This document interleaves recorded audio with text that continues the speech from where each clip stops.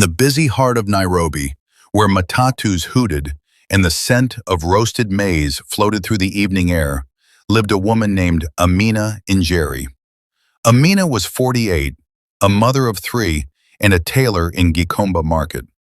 Her fingers were once her greatest pride.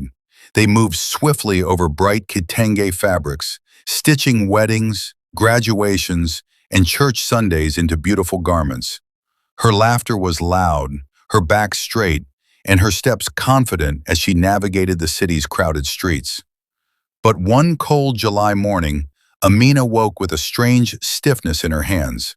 At first she thought it was just the chill. Nairobi mornings could be surprisingly cold, especially when the fog rolled down from the Ngong Hills. She rubbed her fingers together, flexing them slowly. They felt tight, as though invisible ropes bound her joints. Within weeks, the stiffness lingered longer each day. Her fingers began to swell, especially around the knuckles. The joints looked puffy and felt warm to the touch. Pain crept in, dull at first, then sharp when she tried to grip her needle. Buttons became difficult to fasten. Zippers refused to cooperate. Even stirring tea required effort. Soon the pain spread. Her wrists ached constantly. Her knees felt as though sand had been poured inside them. Climbing the stairs to her apartment left her breathless, not from exertion, but from the throbbing in her joints. In the mornings, she could barely stand without holding onto the bed.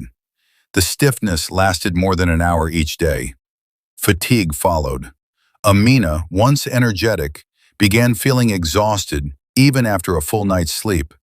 Some days she experienced low-grade fevers. She lost her appetite and gradually some weight.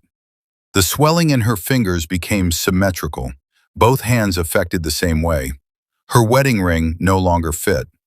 One afternoon, when she dropped her scissors for the third time, her daughter insisted they visit a hospital in Nairobi. The doctor examined her carefully. He noted the swollen, tender joints in her hands, wrists, and knees. He asked about the morning stiffness, the fatigue, the warmth in her joints. Blood tests were ordered. An X-ray showed early joint damage. The diagnosis was arthritis, an autoimmune form known as rheumatoid arthritis. Amina felt fear at first.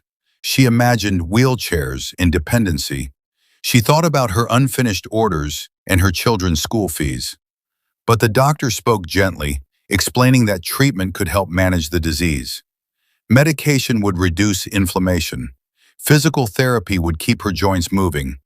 Rest, balanced with activity, would protect her strength. The journey was not easy. There were days when flare-ups returned, when her joints burned, swelled, and stiffened again. There were mornings when her fingers curled painfully, and she had to massage them under warm water before they would obey her. She learned to pace herself. She switched to larger-handled sewing tools. She rested between tasks. Gradually, she found a rhythm.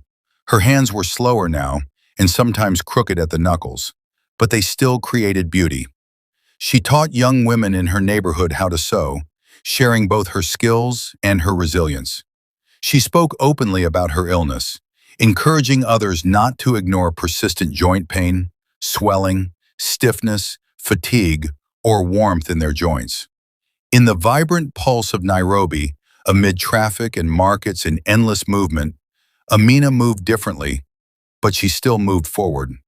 Arthritis had changed her body, but it had not taken her strength.